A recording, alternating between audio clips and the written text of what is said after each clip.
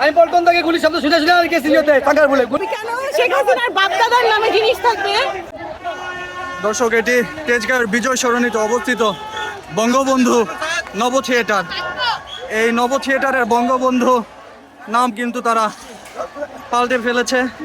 বঙ্গবন্ধু নামের যেই সাইনবোর্ডটি ছিল সেটি খুলে সেখানে লাল রঙে আবু সাইদ নব থিয়েটার এই নামকরণ তারা করেছে। আপনারা দেখছেন সেই চিত্র।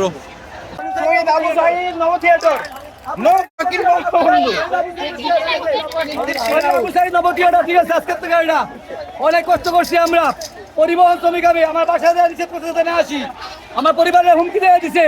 আমরা আসছি সকাল 8টা বাজে, হাঁটতে গেছি জায়গায় গুলি শব্দ শুনে গেছি। আমি পল্টন থেকে গুলি শব্দ শুনে শুনে আর গেছি নিতে টাকার বলে গুলি শব্দ শুনে গুলি শব্দ হয়ে গেছে। আর অবশ্যই অনেক বেশি ভালো লাগছে আমাদের দেশে আমাদের বলেন আপু, বলেন। দেশে জিনিস কেন এভাবে নষ্ট করতেছেন? কেন ফেলেন লাগান? আপু একটু বলেন, বলেন। অবশ্যই ভালো লাগতেছে আমাদের দেশে আমাদের জন্য যারা প্রাণ দিচ্ছে তাদের নাম থাকবে। কেন শেখ হাসিনার বাপদাদার নামে জিনিস থাকবে?